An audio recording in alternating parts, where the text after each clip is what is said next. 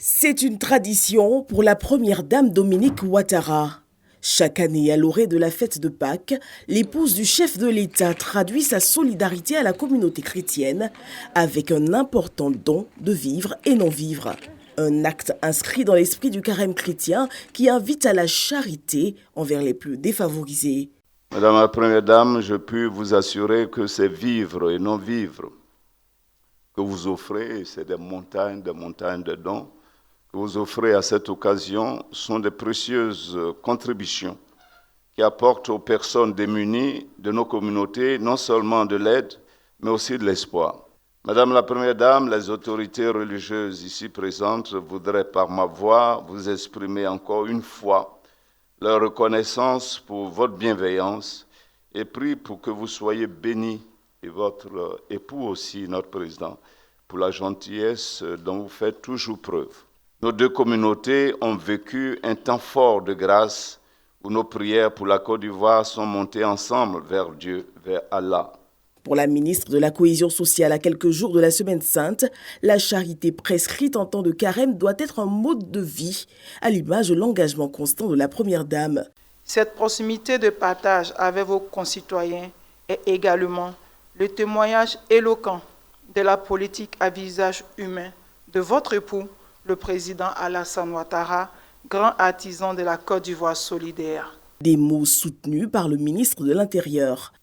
Les dons que vous offrez aujourd'hui, encore une fois, Excellence Madame la Première Dame, ne sont pas que de simples gestes matériels.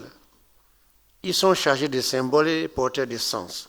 Ils rappellent à chacun que la solidarité est un pilier de notre société.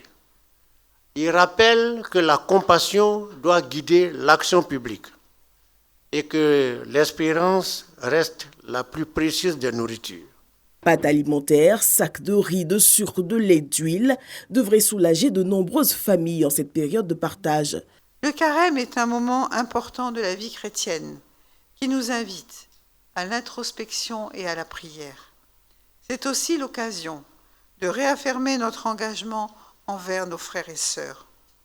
Durant cette période de pénitence, chaque croyant s'attelle à cultiver l'amour du prochain, la générosité et le partage. C'est dans ce même esprit que nous nous retrouvons aujourd'hui afin de faire œuvre de charité envers ceux qui sont dans le besoin. Pour cette année 2025, nous sommes heureux de remettre des dons d'une valeur de 130 millions CFA à la communauté chrétienne de notre pays. Cette contribution est destinée à soutenir les familles les plus vulnérables et à leur apporter du réconfort en cette période d'élévation spirituelle.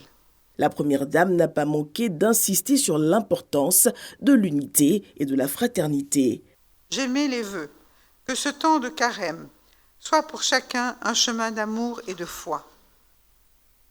Je souhaiterais enfin que nous unissions nos prières afin que notre beau pays demeure dans la paix et la solidarité qui le caractérisent. Notons que le 13 mars dernier, la communauté musulmane recevait des mains de l'épouse du chef de l'État des dons en vivres et non-vivres d'une valeur de 130 millions de francs CFA.